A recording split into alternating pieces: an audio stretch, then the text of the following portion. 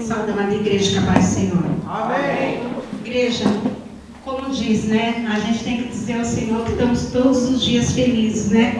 Se pudesse ter culto todo, já estaria aqui, meu pastor.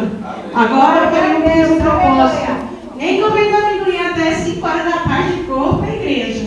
Porque o Senhor, Ele tem feito muitas coisas maravilhosas para a gente. Ontem eu chorei em casa. O meu genro, né, e minha filha disse: mãe, como faz para se batizar?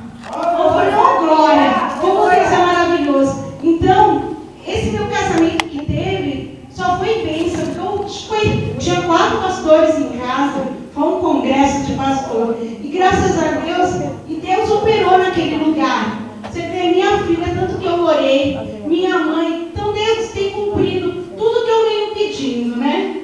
É assim, mesmo não sendo merecedora, porque sou errante, sou pecadora, mas Deus vem me acordando todos os dias, 3 horas da manhã. Eu falo: meu Deus, deixa eu dormir um pouquinho, porque eu não consigo dormir. Quando eu vejo já está clareando o dia, 6 horas da manhã, estou me levantando do joelho. Então eu venho orar para todos os irmãos que estão aqui, né? Até orando também para os irmãos que eu nem conheço, mas tem pessoas aqui que eu venho orando, porque Deus está me pedindo para vir orar por essas pessoas. Não sei o que está acontecendo na vida deles, mas Deus sabe, né? E assim, estou muito feliz e quero estar aqui, mas irmãos, vocês também têm que me ajudar, viu? Está aqui a irmã Elza, pegando meu pé, irmã Elza, para mim estar aqui sempre aqui na casa do Senhor. E tenho só que agradecer por todos, né? E agradeço por essa rica oportunidade.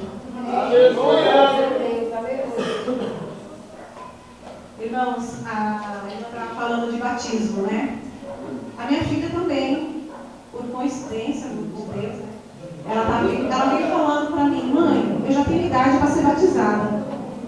Eu falei: tem sim, já.